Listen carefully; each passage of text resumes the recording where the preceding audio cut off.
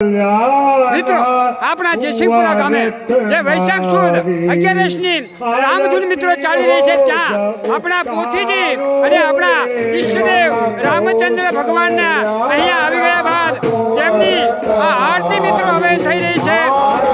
એ આરતીના મિત્રો આપણે દર્શન કરી રહ્યા છીએ આપણા સુભાષભાઈ જે છે તેમનો પરિવાર હવે આ